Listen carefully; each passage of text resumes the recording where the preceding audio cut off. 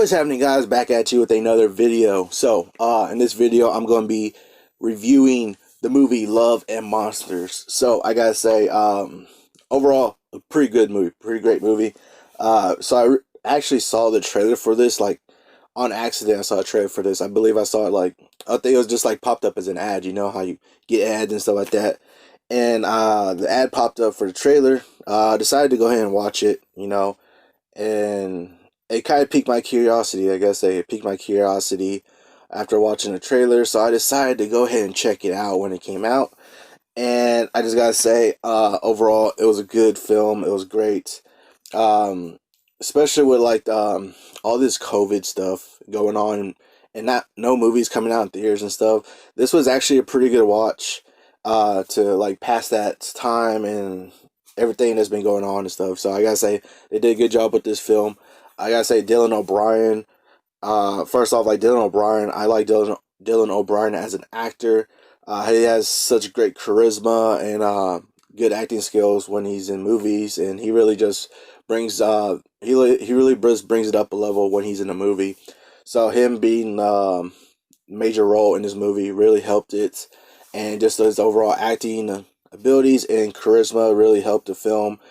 And just the supporting cast too was really good too. We have like Michael Rooker that came out as like pretty much he's a survivalist, and he knows everything, the ins and outs about this whole kind of post-apocalyptic world with the monsters. He knows everything about them and all that. So it was really cool to see that. And I gotta say, like Dylan O'Brien's character is pretty much like the sort of clumsy kind of klutz kind of character. Not really, you wouldn't really expect him to survive in the open world of like monsters and stuff like that.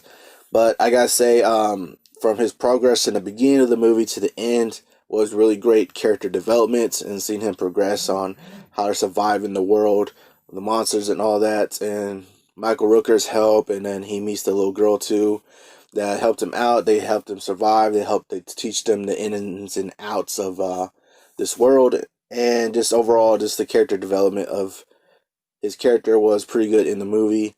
And I gotta say, the dog was a nice feature in the movie. Having the dog there really kind of stepped up the way that it was, how the movie is, and it's just overall was a good addition to have the dog in there, and just the way it was. Like on a movie like this, you would expect there to be kind of the monsters being the forefront of the movie, but the way the monsters are, it's not oversaturated with monsters. The monsters kind of play more of a secondary part to it. We do see monsters. They battle a couple monsters, but it's not oversaturated with.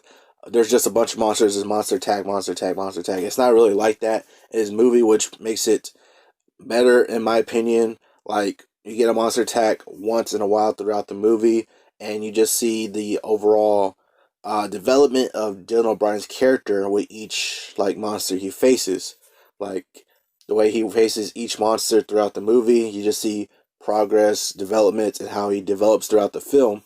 And the way that they did that was pretty good in my opinion. The way they did that, instead of like just having monster attack, monster attack, monster attack throughout the whole film like that, it was good to have like the monsters play sort of a secondary kind of aspect to the movie, which is pretty good on their part.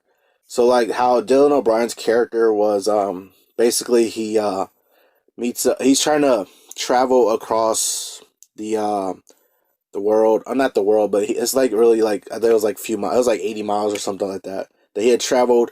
He got into contact over a radio with his one of his former girlfriends from a few years back, and he wanted to meet up with her again. So he decided to go ahead and leave, and then to travel across the monsters land and to go meet up with her. So it just shows how he develops and all that, trying to meet up with her, and then in the end you get like this, like by the time the end of the film is here, you get this character that's been developed that's almost like inspirational in a way, and he inspires people, and just the way overall that development that they did with the movie on his character was pretty good, I gotta say. So overall the movie was pretty good.